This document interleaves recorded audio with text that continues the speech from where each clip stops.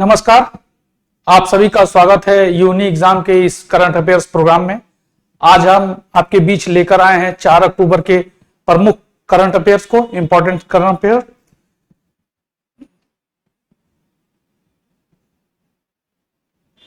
तो आज हम देखेंगे कि आज क्या इंपॉर्टेंट खबरों में रहा है। तो पहला जो न्यूज है वो द हिंदू से है।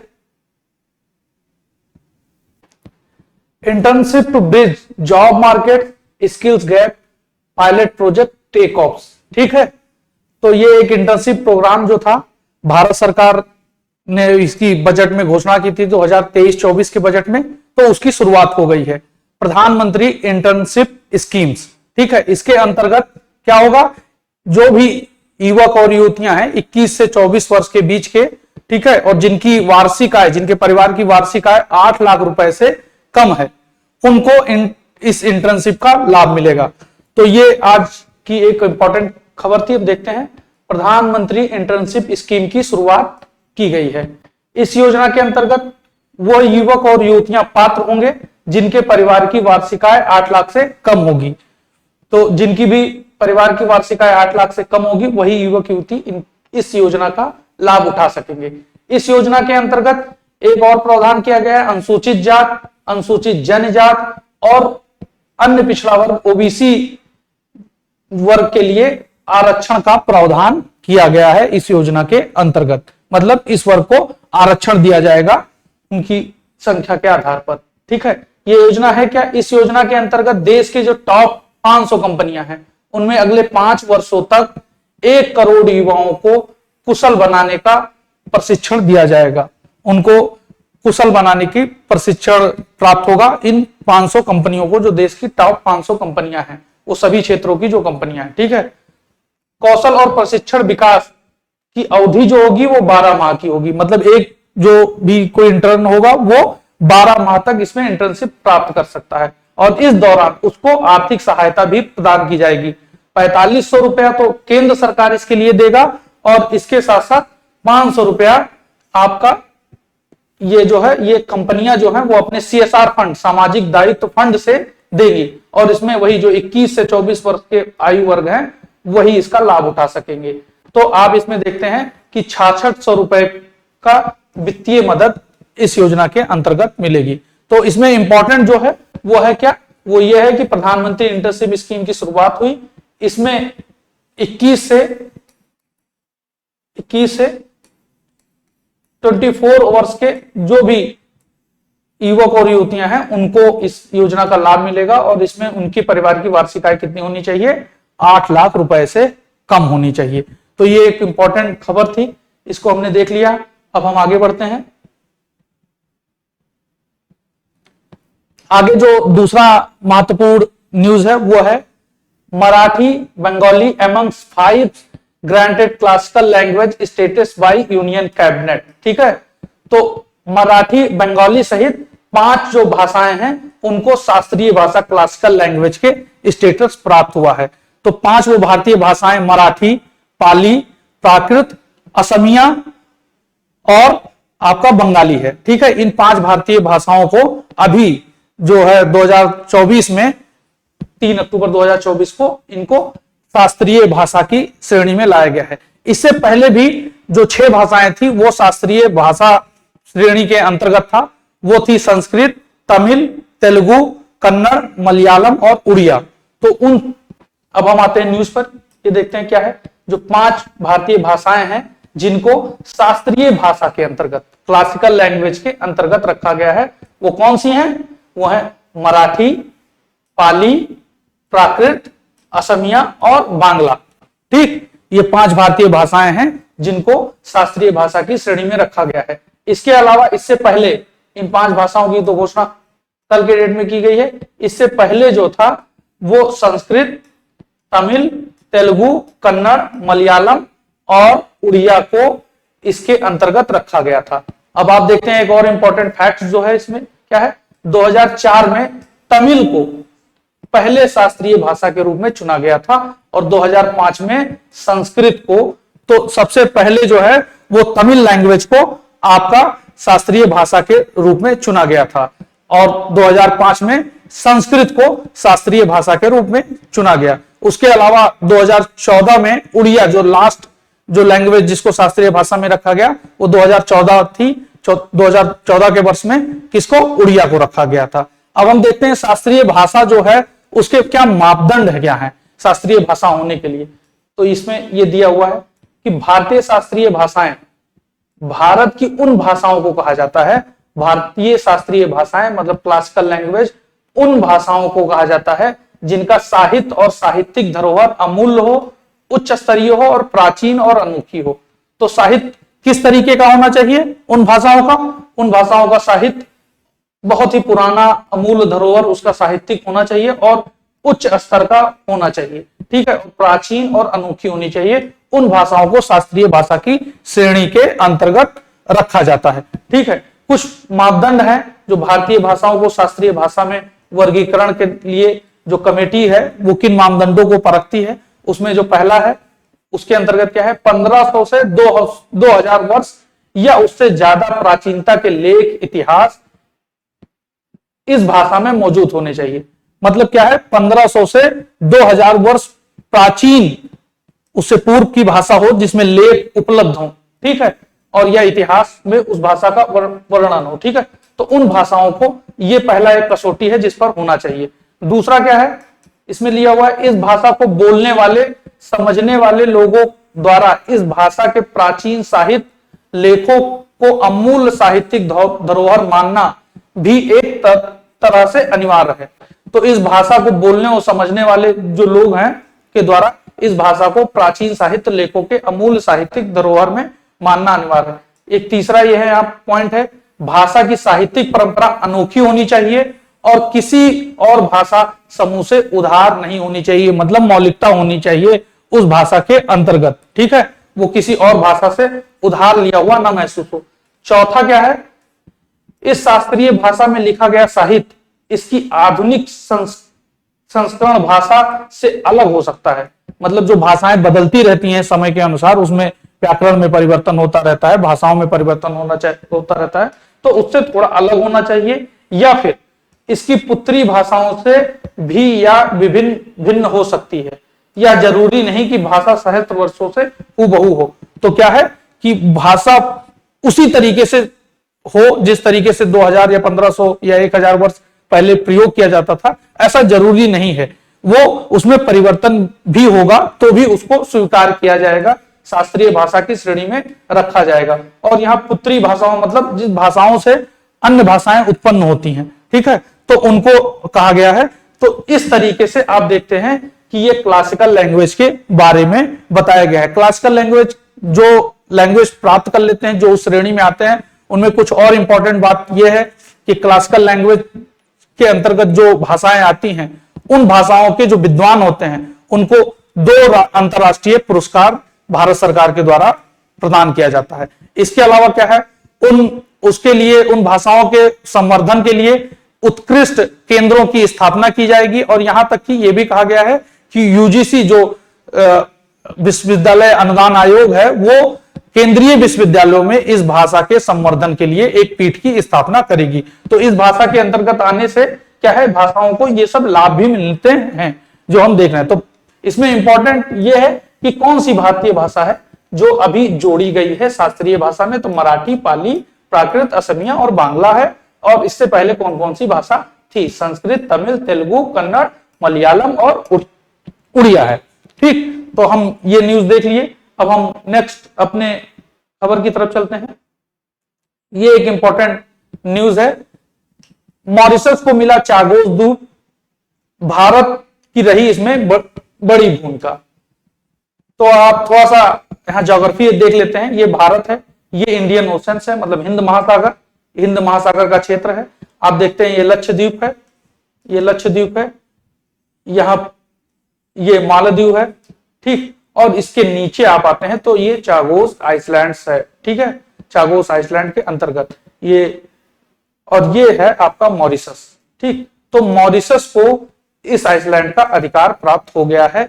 एक तो हम अब आते हैं इस न्यूज पर, देखते हैं क्या है। हिंद महासागर में भारत की समुद्री सीमा से 1700 किलोमीटर दूर चागोस अर्किपिलागो द्वीप समूह है जो ये है, इसी को बोला जाता है चाकोस अर्किपिलागो द्वीप, अब मॉरिशस के संप्रभु भौगोलिक खंड का हिस्सा होगा।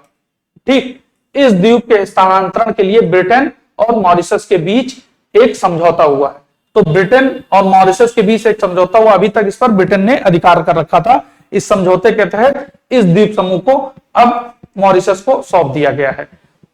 जो मॉरिशस, आप जानते हैं कि भारत जिस तरीके से ब्रिटेन की कॉलोनी थी, उसी तरीके से मॉरिशस भी ब्रिटेन की कॉलोनी थी। और मॉरिशस को 1968 में, भारत को 1947 में, तो मॉरिशस को 1968 में ब्रिटेन से आजादी मिली, लेकिन इस द्वीप समूह को ब्रिटेन ने मॉरिशस को नहीं सौंपा था। तो ये द्वीप समूह क्या था, अभी तक ब्रिटेन को नहीं सौंपा था। इसके अलावा इस द्वीप समूह में एक डिएगो गार्सिया है, ये देखिए यहां पर दिया हुआ डिएगो गार्सिया, एक इंपॉर्टेंट सैन्य स्थल है, क्योंकि ये जो हिंद महासागर है, इस महासागर में जो सैन्य पकड़ है, इसको बनाने रखने के लिए अमेरिका और ब्रिटेन यहाँ पर डिएगो गार्सिया में एक सैन्य अड्डा बना रखा है।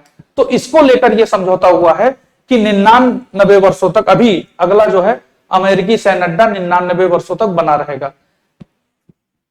चागोस आइसलैंड तो मॉरिशस को दे दिया गया है, लेकिन यह भी कहा गया है इसके साथ कि डिएगो गार्सिया में ब्रिटेन और अमेरिका अभी अपना सैन्य अड्डा बनाकर रखेगा। ठीक है, तो ये आपने यहां से देख लिया। मॉरिशस के बारे में आप जानते होंगे कि यहाँ पर बड़ी संख्या में भारतीय निवास करते हैं, जो यहाँ से मजदूर बनाकर वहां खेती के लिए ले जाया गया था। जब औपनिवेशिक काल था, ब्रिटेन उनको ले गया था यहाँ से, तो वो अभी भी मॉरिशस में रहते हैं, भारतीय समूह। ठीक है, अब हम आगे न्यूज पे पढ़ते हैं, क्या है अगली इंपॉर्टेंट जो खबर है। अब देखिए, ये कुछ इंपॉर्टेंट खबर जो निकाली गई है आप लोग के लिए, इंपॉर्टेंट क्या है, ये इंपॉर्टेंट जो न्यूज है वो क्या है, पर्यावरण वन्य जीव पर आधारित अंतरराष्ट्रीय फिल्म महोत्सव वातावरण का उद्घाटन नई दिल्ली में किया गया है। ठीक है, तो ये क्या है, पर्यावरण और वन्य जीव पर आधारित अंतरराष्ट्रीय फिल्म महोत्सव। ये जो अंतरराष्ट्रीय फिल्म महोत्सव है वो किस पर है, पर्यावरण और वन्य जीव पर आधारित है, और इसका नाम क्या रखा गया है, वातावरण। और इसका उद्घाटन कहां हुआ है, नई दिल्ली में। ठीक, तो नई दिल्ली में इसका उद्घाटन हुआ है, अंतरराष्ट्रीय फिल्म महोत्सव जो पर्यावरण और वन्य जीव पर आधारित है, और इसका जो थीम है वो है वेटलैंड्स फॉर इंडिया। ठीक, तो ये एक इंपॉर्टेंट न्यूज है जो हम लोग देखेंगे। उसके अलावा जो दूसरा अन्य इंपॉर्टेंट खबर है उस पर हम चलते हैं।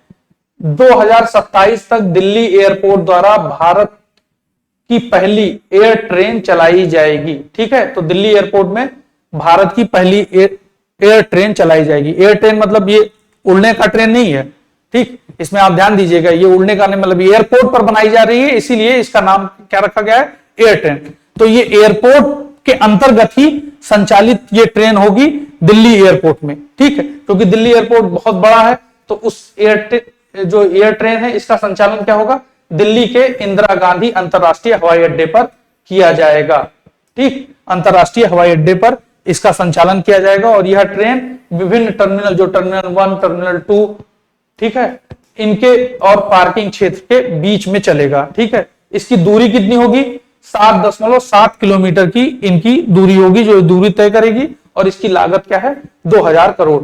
तो इसमें इंपॉर्टेंट क्या है, जो पहला भारत का पहला एयर ट्रेन है वो दिल्ली एयरपोर्ट पे चलाया जा रहा है, दिल्ली के इंदिरा गांधी अंतरराष्ट्रीय हवाई अड्डे पर। ठीक, तो अब हम आगे नेक्स्ट न्यूज पर चलते हैं।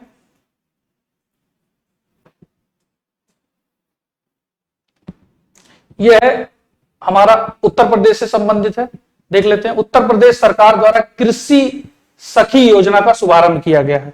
तो उत्तर प्रदेश सरकार द्वारा कृषि सखी योजना का शुरुआत किया गया है, जिसके माध्यम से कृषि क्षेत्र में महिलाओं को सशक्तिकरण प्रदान किया जाएगा।